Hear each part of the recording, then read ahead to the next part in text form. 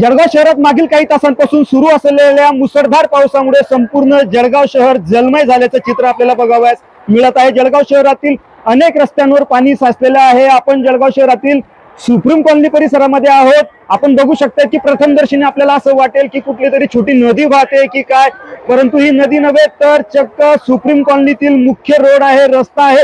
या ठिकाणी आपण बघू शकताय की घरांपर्यंत पाणी पोहोचलेलं आहे। नागरिकांना घराबाहेर पडणं मुश्किल झालेलं आहे।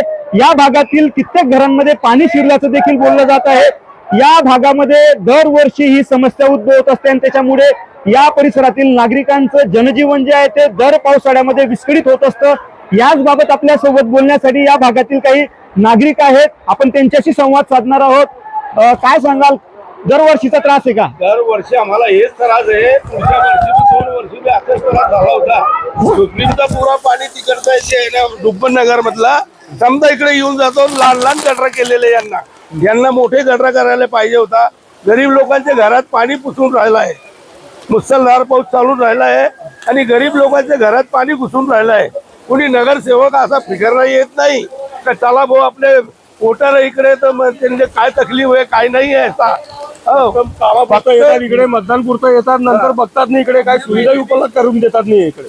ये सुप्रीम कॉलनी की दशा है। हमने बोले थे कि गटर बड़े होना, क्योंकि यहाँ का हाल जो है बहुत खतरनाक है।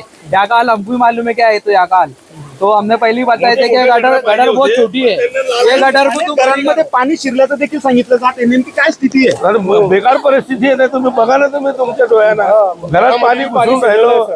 अनाज खराब झाला त्यांच्या गरीब लोकांचा।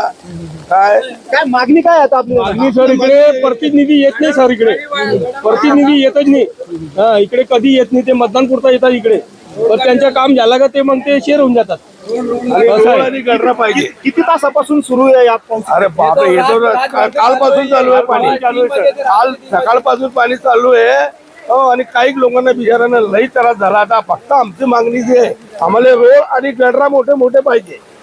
कारण तर निश्चितच या ठिकाणच्या नागरिकांची मागणी अशी आहे की या ठिकाणचे रस्ते गटारी या मोठ्या झाल्या पाहिजे, जेणेकरून दरवर्षी या पावसामुळे जे पाणी घरात शिरतं, जो त्रास आम्हाला होतो, जे जनजीवन आमचं विस्कळीत होतं, जे आमचं नुकसान होतं ते होणार नाही। महापालिका प्रशासनाने कितीही दावे केलेले असले तरी मात्र महापालिका प्रशासनाचे दावे सुप्रीम कॉलनीत घरांमध्ये शिरलेल्या पाण्याच्या याच्याने फोल ठरल्याचं चित्र आपल्याला या ठिकाणी बघावयास मिळत आहे। विजय वाघमारे, न्यूज 18 मराठी, जळगाव।